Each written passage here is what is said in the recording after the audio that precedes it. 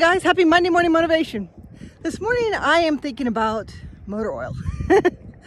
I'm thinking about motor oil because of a scene in a movie that keeps rolling over in my head, and I don't even remember which movie this was from.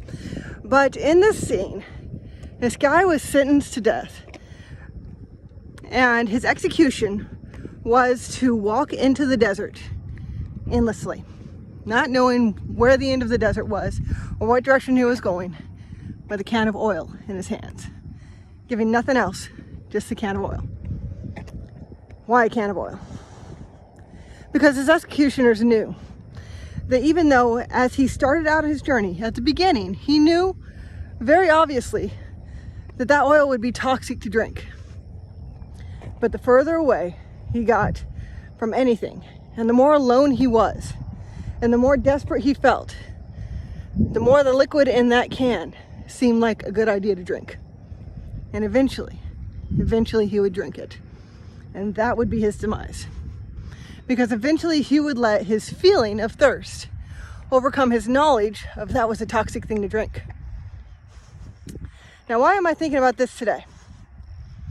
Because in John 7, Jesus tells us that we have well springs of living water on the inside of us. And he tells the woman at the well that if you would ask me, I would give you water to drink and you would never thirst again. Now, does that mean that she would never want another glass of water? Well, that's what she thought, but that's not what it was. What he was referring to is the living water that is the love of God.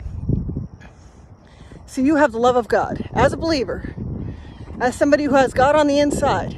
You have the love of God bursting forth out of you constantly. And this world around us is so dehydrated, so thirsty and so desperate that they are drinking poison constantly, trying to find something to quench that thirst. They're always drinking something as toxic as motor oil, getting it into their systems and wondering why they're dying on the inside. When we have in us the true and living and pure good water, the love of God, that will wash out those poisons and quench their thirst in a way that they've never been quenched before. See, there is nothing in this world as truly satisfying as the love of God.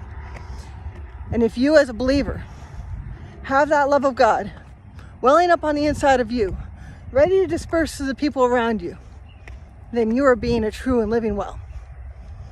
So go let it well up today.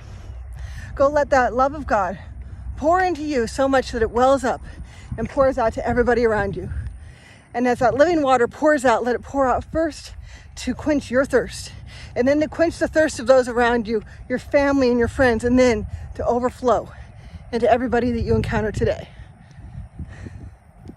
Let the love of God be the good and pure and quenching and satisfying goodness that this world needs.